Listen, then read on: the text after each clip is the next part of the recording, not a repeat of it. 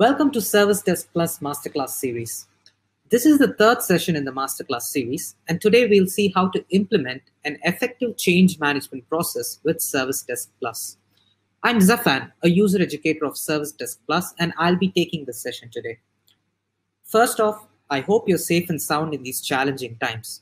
It is only through our unified efforts we can keep ourselves and our communities safe. This will be the agenda for the session today. First, I'll define what change management is. We'll go through the different types of changes and the benefits of each. Next, we'll go through a blueprint of a change process. We'll break down the different components to understand it better. Third, we'll learn from Zilker, a fictitious company, on how to handle a major change better.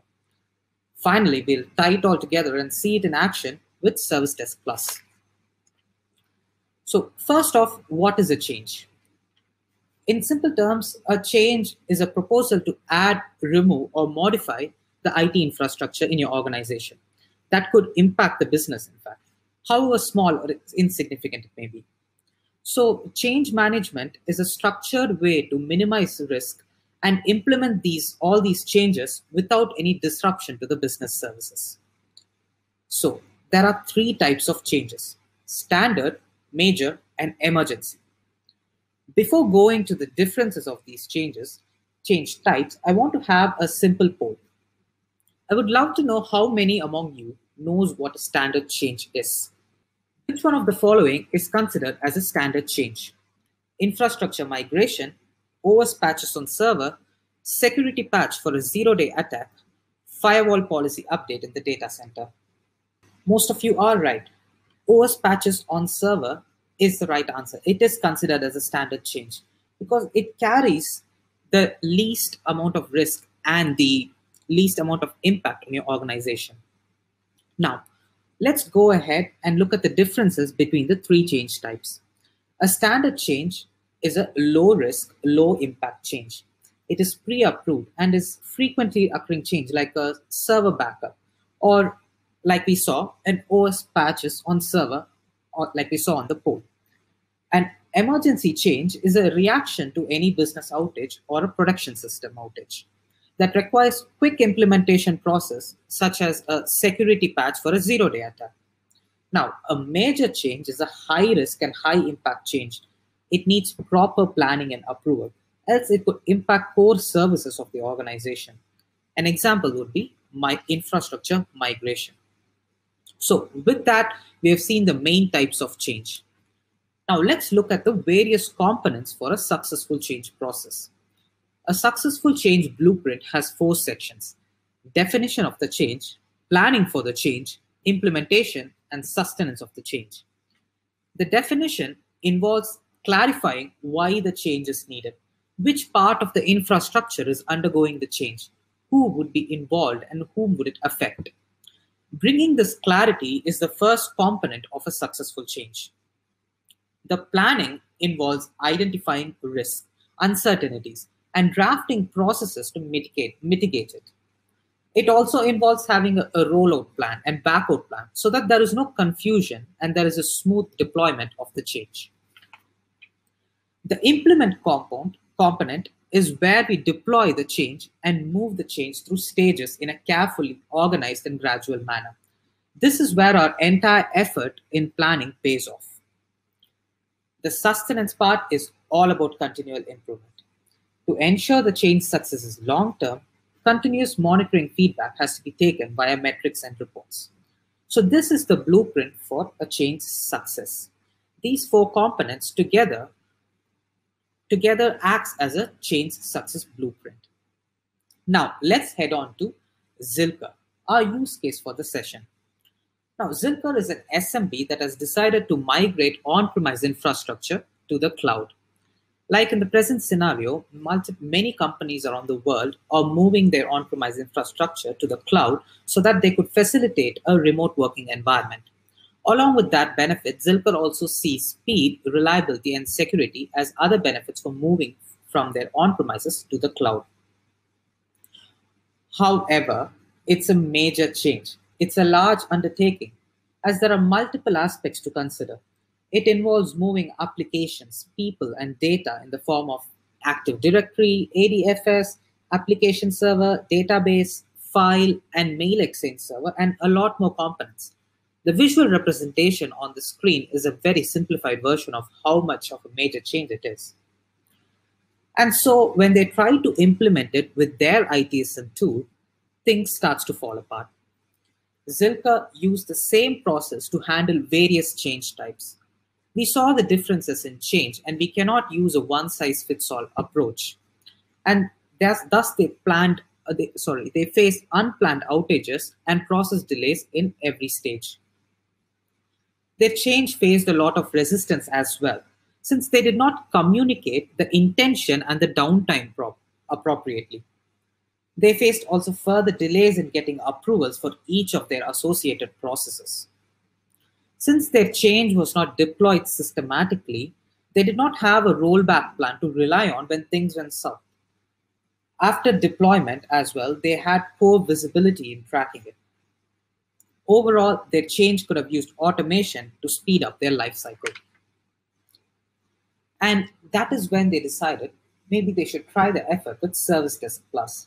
So to step off on the right direction, ServiceDesk Plus handles standard, major, and emergency changes, different change types with unique and separate customizable templates and workflows. They were able to configure their change types, roles, stages, and statuses according to their organization needs. And while deploying the change, it was broken down into 6 custom stages and taken in a procedural and gradual manner.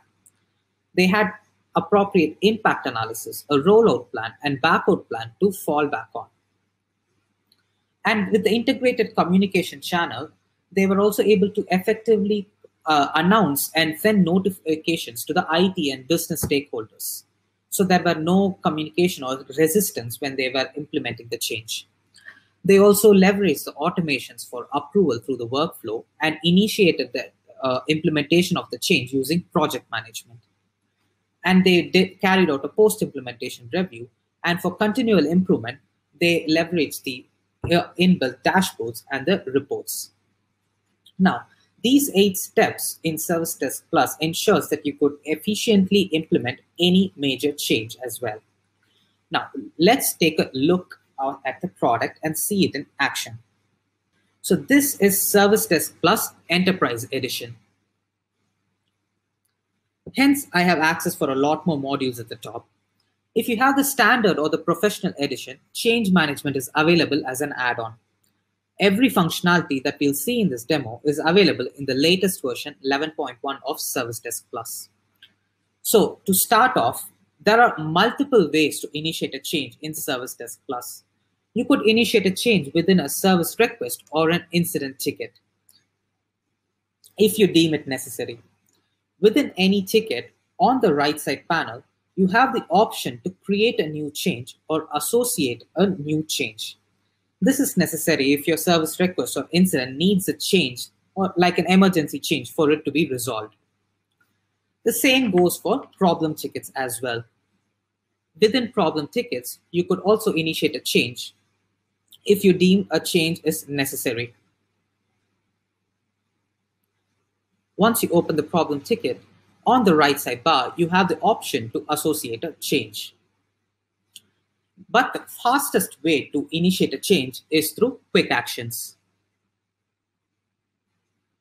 Once you click quick actions, you'll be redirected to the template, which looks very similar to an incident or a service request template. However, if you notice carefully, few fields are different. These fields are critical for it to be distinguished as a change. Since we are having Zilker moving its on-premise infrastructure to the cloud, let's select a template specific to that. We have on-premises to cloud migration template, and once we select that, it gets redirected to the relevant template. Now, let me go over the key fields in this template. The workflow field lets you associate a workflow. A workflow is something that guides your change ticket through multiple status transition and various stages of its life cycle. We also learned about change type earlier, and for this, let's select major change. On your right, we have 3 fields: change requester, change owner, and change manager. These are fundamental fields for any change. A change requester is a user who initiates a change. A change owner is a technician who is responsible for the success of the change. A change manager is a technician who orchestrates the various activities of the change process.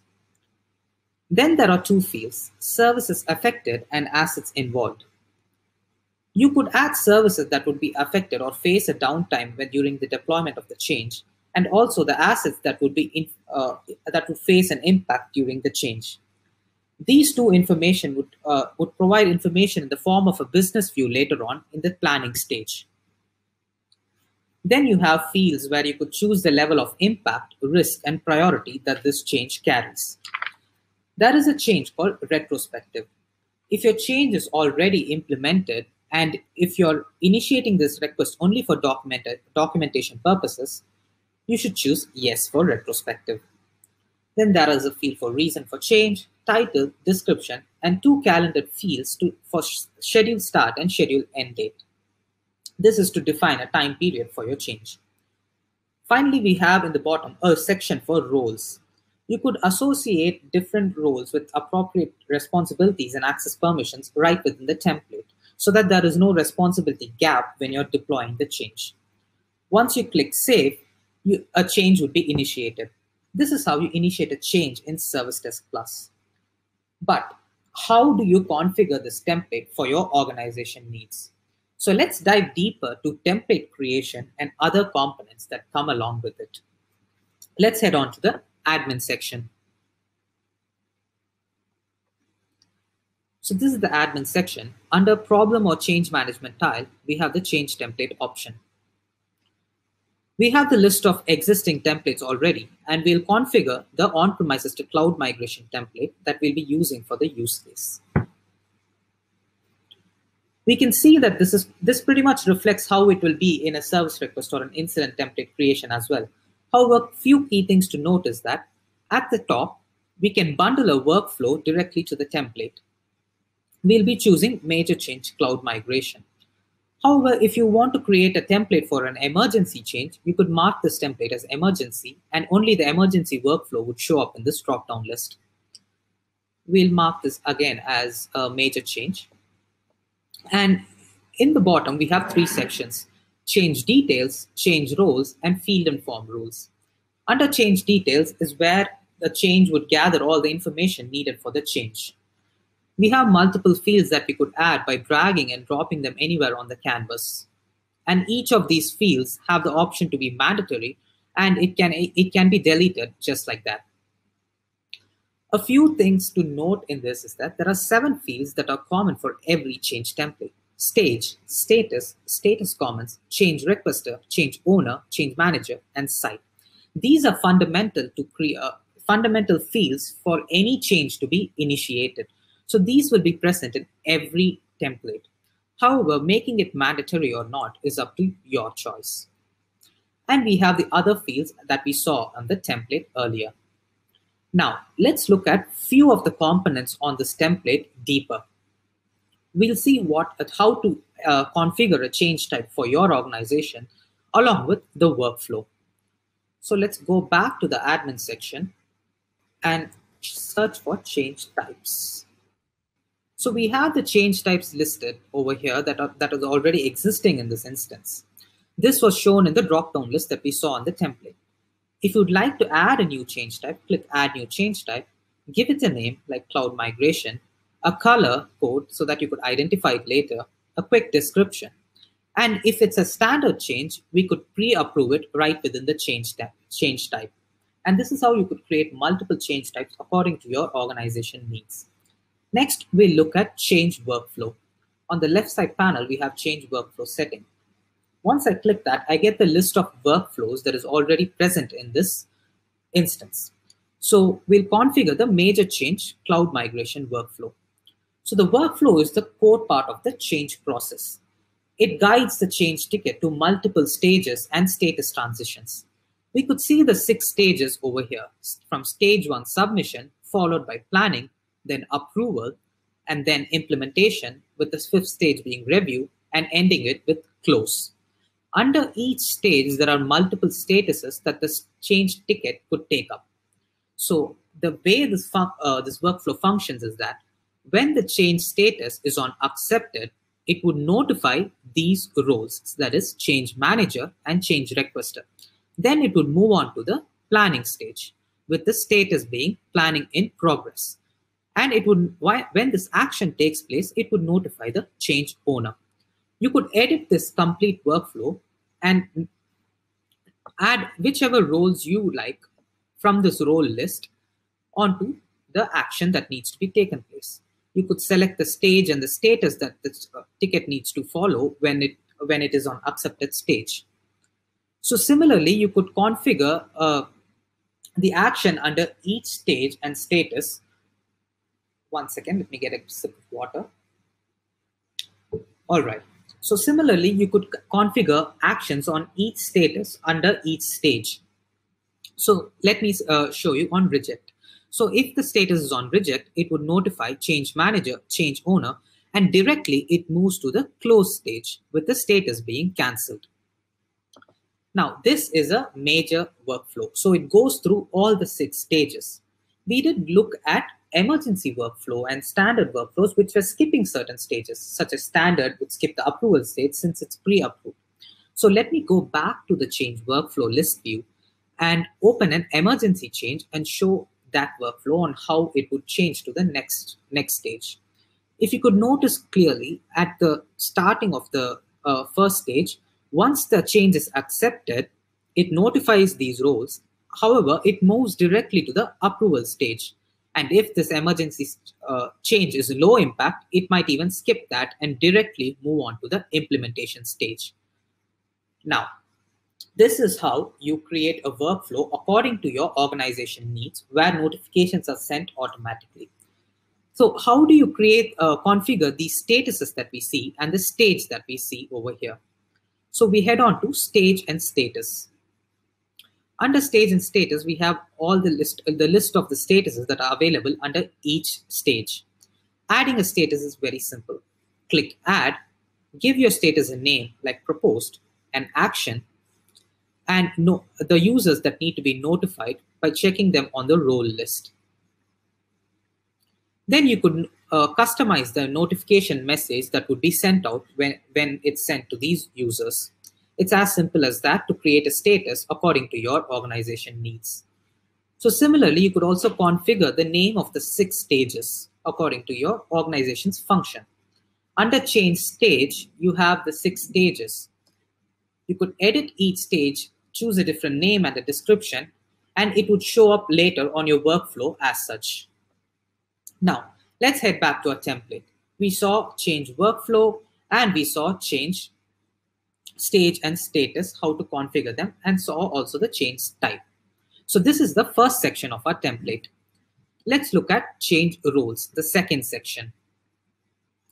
In our second section, we could add the roles from the left-hand panel. These are pre-configured roles with access permissions and responsibilities already associated with them. We drag and drop them and the input field for such a role automatically pops up. However, if we want to create a role unique to our organization, we could go again to our admin section, or we could add a role over here.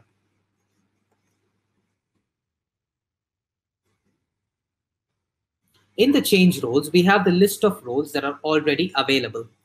These are the roles that were showing up in our template. Now, we could create a new role by clicking add, giving a name for the role, such as change supervisor. And below, we could see the various granular level permissions that we could give for each stage, such as we could give either view permission, edit permission, and approve permission for the submission stage. And likewise, we could do so for all the 6 stages. However, if you notice on the approve stage, this checkbox alone is disabled.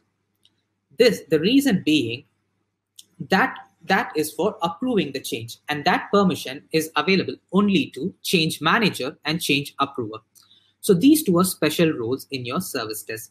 Change manager is one of the 2 roles who can approve your change in the approval stage. As you can see in his or her permission list, you could find the checkbox over here in the approval stage. Same goes for change approver. Under change approver permission list, you could again find the checkbox being ticked in the approval stage. However, the difference being the between change manager and the change approver is that a change approver can be user or a technician, but a change manager can only be a technician. And this is how you can create new roles for your organization and associate them into your templates later on. Now, heading back to our templates, we saw the first two sections in our template. We have the final section, field and form rules. Field and form rules is the same functionality that we saw in incident management and service request. So let me go quickly through this. So field and form rule makes your request form dynamic for the user so that it gathers the information only when it needs it. So the user do not have to fill in unnecessary fields or be confused whether he or she needs to fill certain fields. So you could create a new rule, give it a rule name like disable fields, choose the event where it has to be executed, and choose the conditions for its execution. So let us choose like change type is standard. So if the change type is standard, the action to be taken is, let's choose disable action from the list of actions we have here. And we could choose to disable the fields like risk and impact, since if the change type is standard, the risk and impact would be low. So we could also, if you want to make a tailorized customization, you can also execute a custom script. Now, if you want some help to create your own custom script, do shoot us a mail and we'd be more than happy to assist you in that. And now we have completed our template. So this is all the sections in our template. Now let's go back to the 8 steps that we saw that Zilker had gone through and see where we are right now. So in ServiceDesk Plus, we were able to create standard, major, and emergency changes separately with unique and customizable templates as well as workflows. We also saw how to configure change types, roles, stages, and statuses as well. Now, let's see how this change ticket is moved through a systemic manner in 6 custom stages. Let's go to the change list view. And we'll take up a change ticket that we recently requested. This is the view of a change requested ticket. Now, we have the reason for change and in the submission tab. And we can see the 6 stages over here from submission, planning, approval, implementation, review, and close. Right now, this ticket is in submission tab. Submission stage. In the change details, we could see all the details that was gathered in the template. And like I said earlier, under services affected and the assets involved, we could have the business view and we could make a correct impact analysis with the relationship map that is carried out from the CMDB. This relationship map enables you to make complete correct analysis of the impact that this change would cause when it's being deployed. Now, another thing to note in the submission stage is that right now these details are configurable. Like we could choose this priority to be high. However, once we go past the submission stage, all these details will be frozen and we will not be able to edit them. So we are good with the submission stage. Let's accept the submission stage and move it to planning. Now we are in the planning stage. We have 2 sections in the planning, analysis and problems request. Under the analysis, we have options to add impact plan, the rollout plan, a backout plan, checklist, and downtime. We have full formatting flexibility to give a visual representation of how much impact this would cause or how a rollout plan should go, so that we could use our full freedom to give the idea of how we could go about with this plan. We can also add attachments for more information. And further down below, we have the option to schedule the downtime.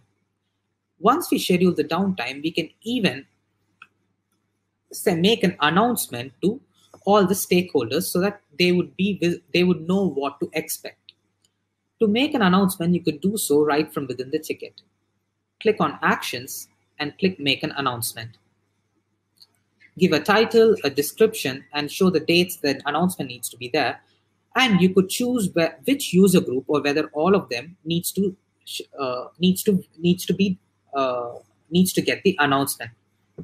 Right. You could also send the announcement as a mail to certain emails alone. Now, if you have any external customers or external stakeholders who needs to be notified of the downtime, if they would be impacted by it, you could also send a notification directly as an email to those external stakeholders. Now, like I said, there are multiple notifications that would go through when the change ticket passes from submission to planning to approval and through each 6 stage. Let me take a sip of water.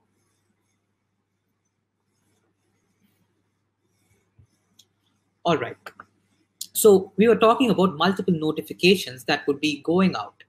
So to have a grasp over these notifications and to be able to choose which notifications to push through around all these 6 stages, we have notification rules in the admin section. Let's open the admin section. You're already in the admin section over here. And let's search for notification rules in the top bar. So let's select notification rules. Under the change tab, we have the list of notification rules that can be sent. We could just click the checkbox over here and these notifications would be sent. You could customize the template to choose the message that needs to be sent as well. So with notifications rules, you have a complete control over what notifications would be going out in your change process for each stage of your change, such as you could send an email when a change role is assigned, or you could send an email to the user when they are removed from a change role. So you get multiple levels of notification in this list. Now let's head back to our ticket. So we saw the analysis section of planning. Let's look at problems and request section. Over here, we could attach any problems or incidents that arise due to this change, or we could also attach the problems or incidents due to which this change was also initiated. 1 second, let me just wait till it opens. One key thing to note in this problem or attachment or incident ticket attachment is that sometimes when we initiate an incident ticket, that could be users waiting for a resolution. So we could actually have an SLA. We could apply a change SLA so that a change would be done in a defined time. So to apply a change SLA, we go back to our admin, search for change SLA, and we could see the list of change. We could see the list of change SLAs that are already present. So to configure one, let me click already an existing change SLA, give it a name, give it a quick description, and give it a criteria. So this is a high risk SLA. So it will be applied when the risk is high. You could define the resolution time, and then the escalation would be counted on days and hours. If you don't want to define the resolution time, the escalation would be counted on the percentage of the total time elapsed. And then it would escalate to any of the roles that you have mentioned here. You could have a total of up to 4 escalations. So this way you could set the expectations for your change that are caused by an incident or a problem. Now, let's head back to our ticket. So we saw the planning stage and the plan is good. Let's approve it and move it to the approval stage. We are in approval stage and we are introduced to Change Advisory Board. Now, Change Advisory Board is typically a group of people which comprises of representatives from different departments where the change is going to be impacted. So they are here mainly to give recommendation, edits, or advices on the change, on how better the change could be deployed or ways to minimize the impact on their department. Now, they can only recommend the change and not approve it. That is a key difference. The approval rights is still only with the change approver and the change manager. You could add a CAB member by clicking Add CAB Member, selecting the appropriate CAB team, Change Advisory Board, such as we have a cloud migration team over here, and choose which member needs to be present. We have all the members over here, and let's click Save. Select the email IDs that needs recommendation, and we could click Send for recommendation to get the recommendations. Now, How do you create a change advisory board for your organization? That we can do it in admin section. We'll head on to the admin section again. We'll search CAB in the search bar. And we have the list of cabs. These were the lists that just came for us in the drop-down list, right? So we could add a new cab by clicking new cab, give it a name like cloud migration, a quick description, and you could click to add the members. Choose the member who belongs to this cab and add cab member. So this way you could easily create multiple cab members for each of your change type. Now, let's head back to our ticket. So we saw how we could create a cab. We'll see which part we are in that 8-step framework. So we finished the first 2 steps. Then we saw how the change ticket is being taken through 6 custom stages in a systemic manner. In the planning stage, we saw how we could create an impact analysis, a rollout plan, a backout plan, give checklists to drive the change to success. Now, we are in the fifth part, where we also saw with the integrated communication channels, we could make announcements and send notifications to improve the visibility for all the stakeholders in the change. We also automated the approval process for CAB. Right now, we just saw it in the approval stage. Now we'll see how to initiate this implementation using project management. We'll get back to our ticket, push this ticket to the implementation stage by approving it. Now we are in the implementation stage.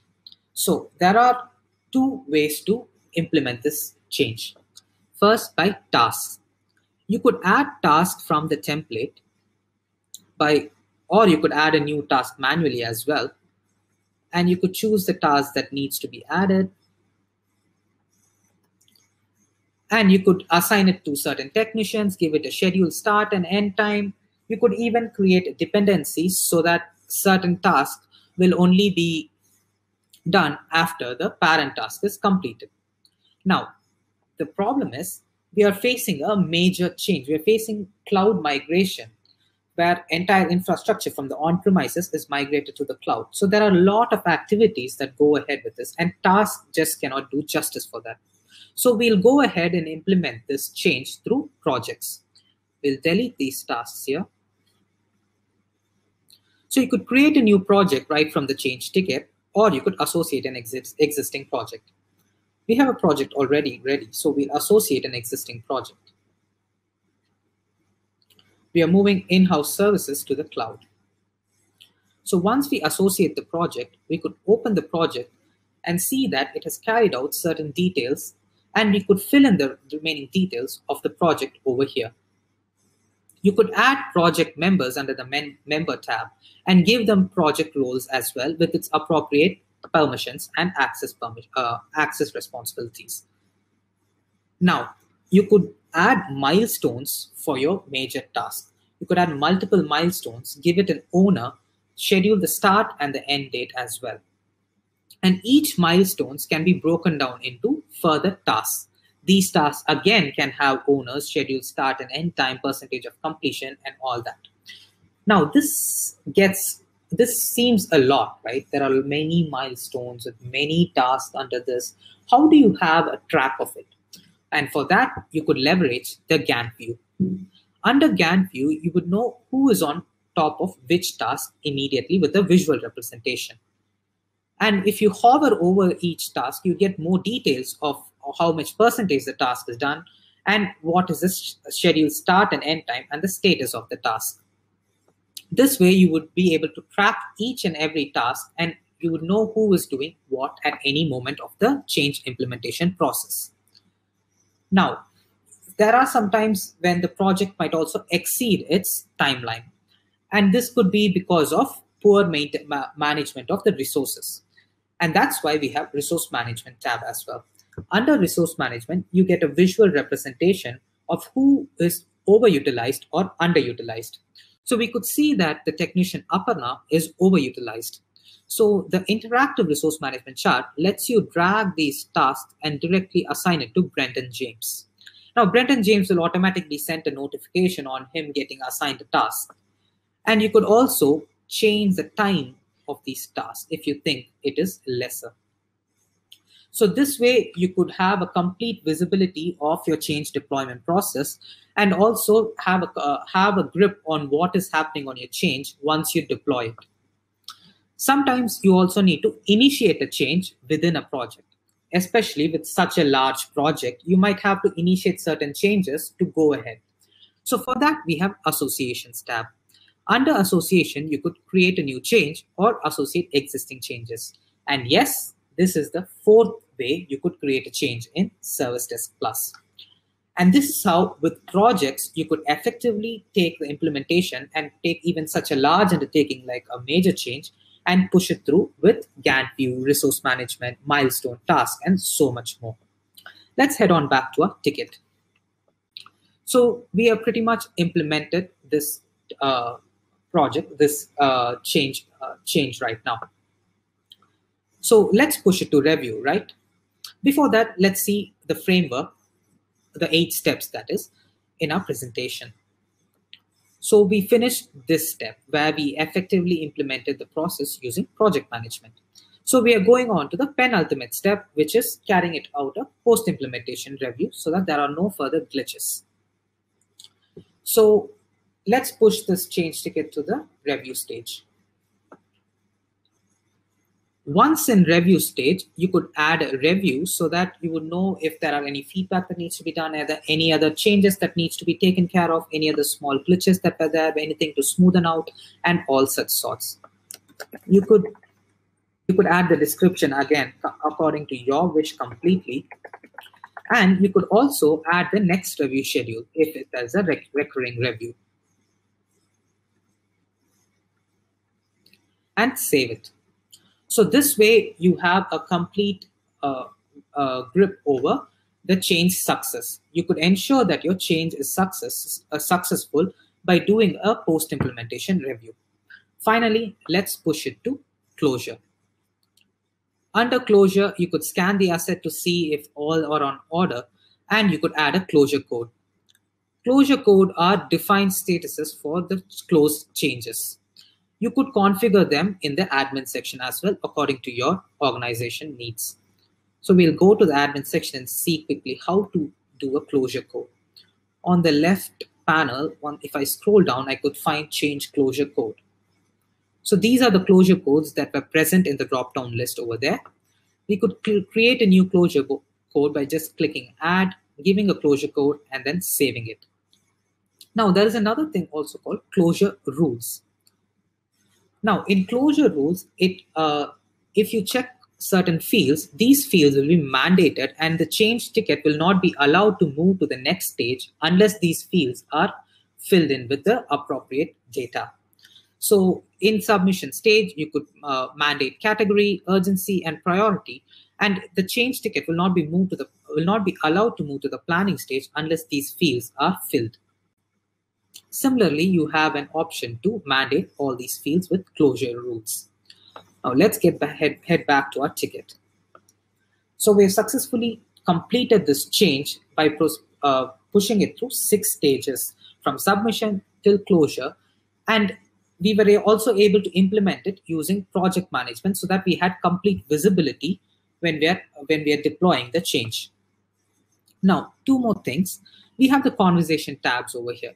Of all the emails and the notifications that do get sent out, you can see it all within this conversation tab.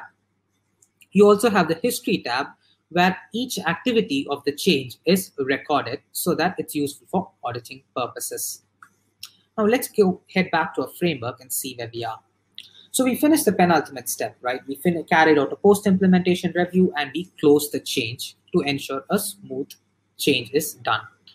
Finally, for continual improvement purposes, we could analyze the change metrics and adjust our change effort behavior. So for that, we have dashboards.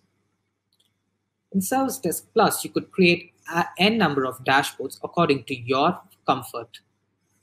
Now, you could add any number of widgets as well. You have a pre-existing widgets, or you could add in external widgets with a URL, HTML, or file. You could also adjust the layout of each layout of this change, of this change dashboard according to your visual comfort level. Now, apart from dashboard, which gives a bird's eye view of all the changes that are taking place, you could also get a more in-depth analysis of your service desk performance with the integrated reports. In the reports module, we have more than 150 canned reports, and under reports by all changes, you could generate a report in seconds. Such as if I want to generate a report on changes by status, I could just click the report and a report with a visual pie chart pops up onto my screen within seconds. I could schedule this report or even mail this to my inbox and export it into all these various formats. And this is how, with ServiceDesk Plus and these 8 steps, you could take even a major change like a cloud migration and procedurally make it go through 6 stages, so that you will never face any hurdles and you would always have everything in your grip. You would have complete visibility, and all your stakeholders would also have the visibility with the integrated communication channel and with the integrated project management. You could also implement the change with Gantt view and resource management and other tools. Now that we saw this, a quick look on the 6 KPIs that you need to keep an eye on if you want a change process to be effective. So keep an eye on these 6 KPIs. I'll give a second for you to note it down, and we'll head on over. Now, once we're done with this, let me give a quick recap of what we went through here. First up, we could create change from incidents, service, problem, and project request. So that is 4 ways to initiate a change ticket. Then we define change templates, workflows, stage and status, and roles according to your organization needs.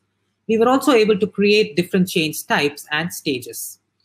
And we were also able to create change advisory boards and configure the various users that were in the change advisory board. Then we implemented the change using projects and tasks as well. And to ensure that all stakeholders, both IT and business stakeholders, are kept informed, we saw how you could create automated notifications, how you could configure them, how you could customize their template. And we also saw the change-related communication under the change conversation tab. Finally, we saw how to have a post-implementation review, which ensures a smooth closure. And this is how, with ServiceDesk Plus, you could implement an effective change management process, even if the change is such a big one, like a cloud migration change. So to know more, we have multiple ways where you could get information. We have the admin guide, you could get more information, the release notes, and do check the product videos that we post on YouTube. And the Pitch Stop community is another active place where you could discuss how you could leverage ServiceDesk Plus in your IT environment. Reach us out in the support portal link, and also, as Santosh said, write to us at hello@servicedeskplus.com. One more thing I would like to say is, if you need any free product training and consultations, you could get a personalized 45-minute one-on-one training session with our product experts. So the link is quite easy to remember. It's bit.ly/trainme2020, and you could book your slot. So it's part of our ITSM Cares package, and you could schedule a personalized session so that you will know how ServiceDesk Plus fits in your IT environment and how it could help you boost your ITSM efforts. Thank you for attending our session. I hope all of you are safe. We are very happy that you took time to attend this session, and stay safe, everyone. We'll see you in the next session.